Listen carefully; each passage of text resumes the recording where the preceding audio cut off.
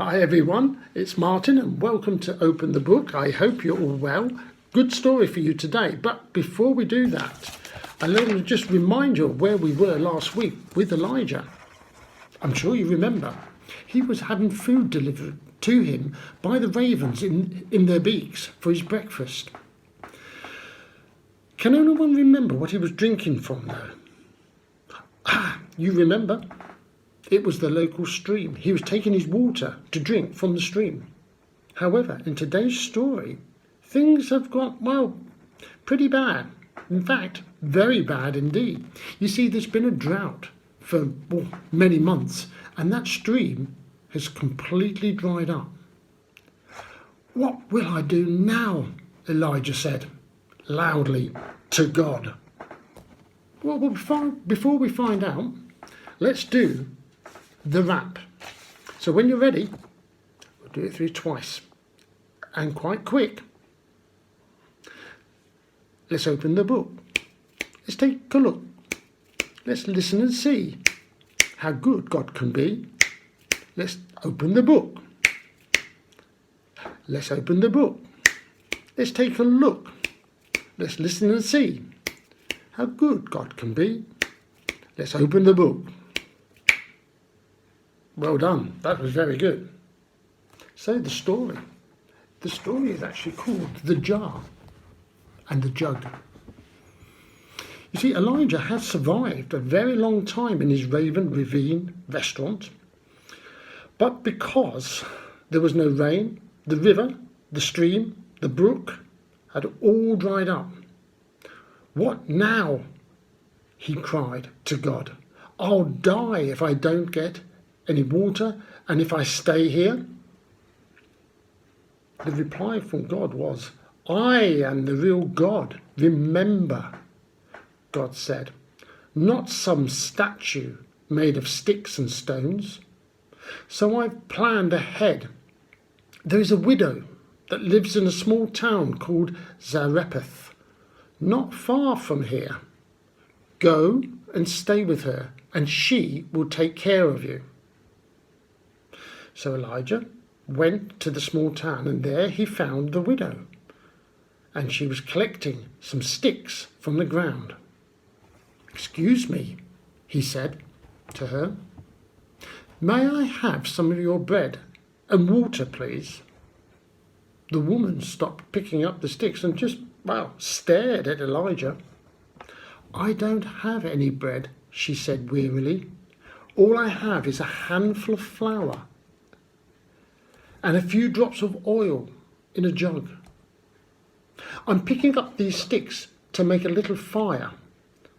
I shall mix the flour and the oil to make a cake, and I will bake it on the fire. Then my son and I will eat the cake and die, for that is all we have left. A little bit of flour and just a little bit of oil for one more cake. It was a sad story, and Elijah felt very sorry for the widow. But then he remembered that God was the real God, not some statue made of sticks and stones, and that God had told him that the widow would take care of him. So Elijah told the woman what to do. You must trust me, he said, for I serve the real God, and he has promised to take care of us. Make me a cake out of what you have in your jar and your jug. Make a cake for yourself and your son too, and I promise you that what's in your jar and your jug will never run out. The woman was a little bit confused, but decided to trust Elijah.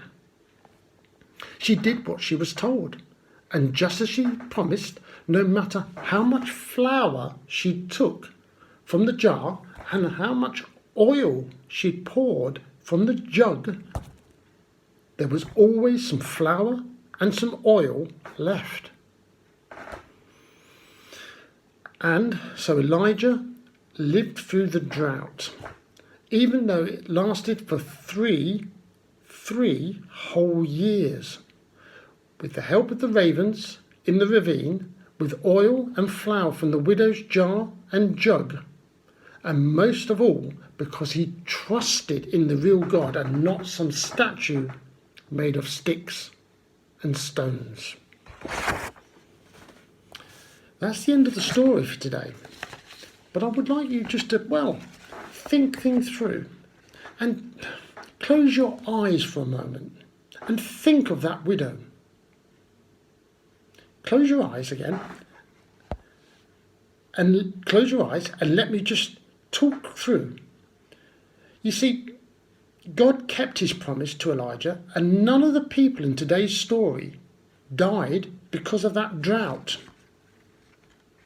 So with your eyes closed still, tightly, just imagine how that widow felt in the story. She just had enough food for one more day. I wonder if you would have helped Elijah. Would you have shared your very last bit of food and drink? Think about it. Would you have shared your very last bit of food and drink?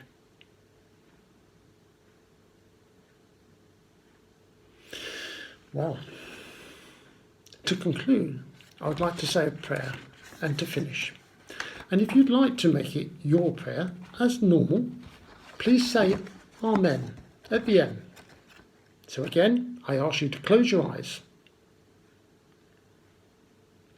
Dear God, we thank you that you care about people all over the world who don't have enough food. Help us to care about them too and do what we can to help them. Amen. Well, that's the end of the Open the Book for today. I hope to see you again quite soon. Bye-bye now.